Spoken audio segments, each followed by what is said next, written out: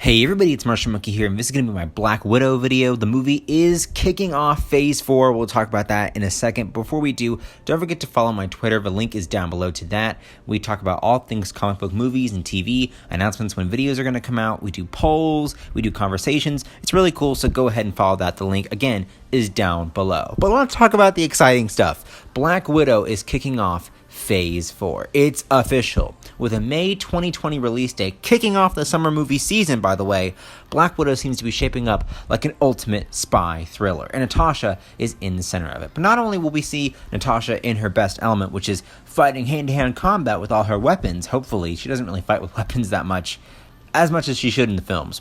But we'll also be seeing her origin, kind of. They'll flash back, of course, to the Red Room, and I'll explain what that is in a second. But we'll be seeing a lot of her secrets unfold, as said by Kevin Feige and Scarlett Johansson in the Phase 4 panel at Comic-Con. So exciting, so exciting. We have a lot to discuss, but first, what is the Red Room and how does that tie into Scarlett Johansson's Black Widow's origin, or Black Widow in general? But this is, again, the specifics of the MCU version. So the Red Room is the Black Widow program, which basically is the program that turns these fighters and these assassins, much like Black Widow, into widows, into these assassins, right? These versions of assassins. And so Black Widow has gone through that program. And it's very intense. It's ran by Recluse, who is a character in the Marvel Comics. So don't be shocked if she does show up at some point in this movie during the Red Room training. We actually saw a little bit of it in Age of Ultron, like glimpses of it and what it was like for Natasha, but I'm guessing they'll turn that up to an 11 in this film. But if you don't remember, Joss Whedon kind of introduced us to the Red Room concept back in that film. So go rewatch Age of Ultron if you haven't seen that yet, or just look it up on the internet. I'm sure you'll find it. But anyway, don't be shocked if Recluse shows up. But anyway, in this program, she meets another character that goes by the name Melina Mostikoff. That's the character's name, but goes by the alias of Iron Maiden. Now, in the comics, Iron Maiden is very jealous of Black Widow, and of course becomes Black Widow's nemesis, which, by the way, that's kind of like the motive for all the Black Widow villains. They're just so jealous of her, but they try to defeat her every chance they get, which is really cool, and we'll talk about that once we get to Florence Pugh as well. But first, again, Melina Mostikoff, Iron Maiden. So in the comics, Iron Maiden, and I'm not sure if this is going to happen in the movies as well, but in the comics, Iron Maiden goes through the Black Widow program, the Red Room program, so many times to try and best Natasha at her own game. And of course, along the way, she kind of has this like transformation from just Melina Mostikoff into, again, Iron Maiden, her other alias, when her whole body is kind of like a version of Winter Soldier's arm, except it's her whole body, right? Like her whole body is in this kind of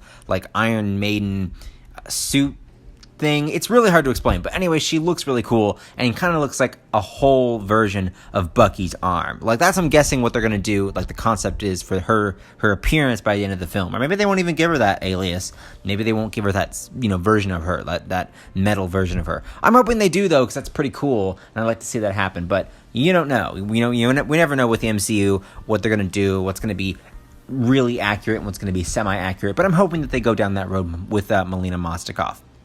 And of course, I'm excited to see someone who has just as much skill as Natasha does in the MCU and see what that does going in hand-to-hand combat at some point. But again, we don't really know if that's going to be the case because there's another villain that's going to be in this film, which I'll talk about in a second. But I'm hoping that Melina Vostokov is behind the whole thing, and she becomes the main villain. Kind of like an Ares situation where you have like Dr. Poison, and of course the General, but then all along Ares is a different character. I'm hoping something like that, like a twist similar to that, but in its own way, where Melina just turns out being the villain. We'll see how that kind of works out. But let's talk about some of the other characters, including the next villain that's going to be in this film, which seems to be right now the main villain, which is Taskmaster. Now, I'm excited for Taskmaster. If you don't know who he is, let me explain that character to you a little bit before we talk about the other characters. So Taskmaster is a villain in the comics who's able to mimic any fighting style or anything else that he sees and then copycat it directly. So he might be able to copy maybe moves from the Red Room, right? I mean, think about it. If he copies Natasha's fighting style in the film, I mean, it's going to be a lot easier for him to go toe-to-toe to her throughout the movie, right? That's super exciting. And she's been trained in the Red Room, which means that any move that she gets from the Red Room, which we've already seen throughout the course of the Avengers films and other appearances that she's been in the MCU, he's going to be able to do the exact same thing. That's so cool, right? And then maybe if his powers are turned up to an 11 in this movie, he can copy other sequences, like if someone puts in a password or a code, or if someone, looks something up, he can be able to do the same thing. So basically copying everything that anybody does and making it his own, which is really cool. And Kevin Feige and Scarlett Johansson have promised mirrored fight scenes with Natasha and Taskmaster, which is really cool. So we'll be getting all of that. But the reason why I think that Vostokov is involved is that maybe she knows of Taskmaster's ability and then sends him as a distraction for Nat. Meaning she's behind the whole thing playing Puppet Master while Taskmaster does all the dirty work and fights Nat. Now, of course, I'm sure that because Vostokov has, or Iron Maiden, we don't know what form she'll be taking yet, but I'm sure she'll have the Iron Maiden attire by the end of the film if they do end up going this route. Then maybe because of that, she'll have also the Red Room moves and then also get some cool fight scenes in there as well. Maybe all of them will fight each other. Who knows? Maybe Taskmaster will turn on them. I mean, they're all spies, right? They're all double agents at one point. That's what they're all trained to do. So I think that'll be really cool to see that in this film. We've never really gotten a spy film. I think the closest we've gotten is like Civil War, but that's more of a political thriller. It's really, not Civil War, Winter Soldier. But that's really like where Black Widow was at her highest point, right? Was in that movie in terms of fight sequences. And if they bring back that version of the character for this film, well, that's going to be really cool. Because again, this is a prequel film, so she won't be, this won't be taking place after Endgame, which is really cool. So we'll get to see, again, her secrets unfold as Kevin Feige has promised. Now let's talk about some other characters that are going to be in this, because, a lot of people are sad that Natasha has died and Black Widow is gone.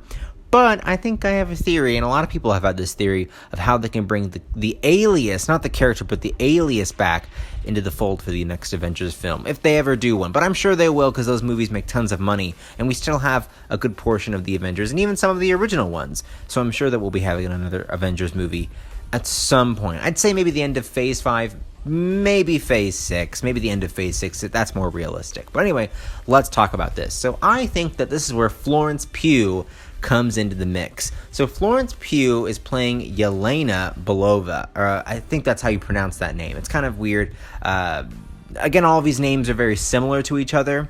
With Melina, Yelena, they're all very similar. And so they're all in Russia. So it's kind of like, or I guess have Russian origins. So it's kind of weird how they're pronounced. But in the comics, Yelena is known to also be someone who's gone through the Red Room Black Widow program and has also fought against Natasha out of pure jealousy. But, instead of becoming a whole nother alias like Iron Maiden, she ends up becoming Black Widow after Natasha is done with the alias and is gone, which is why I have this theory that maybe Florence Pugh will step into the next Avengers film and become Black Widow. But more on that. So let's talk about Florence Pugh. So Florence Pugh is starring as Yelena, and she will be in this movie. Now in the comics, Yelena has blonde hair. Black Widow, of course, has sported blonde hair before. So you see how they're kind of already starting to plant the seeds in terms of like her hair choice, right? So I guess that's why a lot of people thought that. The explanation that we got from the MCU was that Black Widow was in hiding, so she changed her hair color. I don't know. I think it's kind of weird. I like this idea better. So she's already met Yelena, and so maybe in this movie, Yelena comes back, because of course this is the prequel, so maybe she meets up with her again. And of course, in the comics, Yelena, after being jealous of Black Widow, eventually becomes friends with her. And Black Widow even refers to her as her sister. So what I'm thinking is that is where we see this whole personal growth with Florence Pugh's character and, of course, Black Widow in the movie. And then by the end of it, maybe an end credit scene, we see Florence Pugh finding out about the news of Black Widow's passing, much like they did in Spider-Man Far From Home. I know that you've seen that movie. You haven't seen it by now. Sorry for the spoiler, but you know what?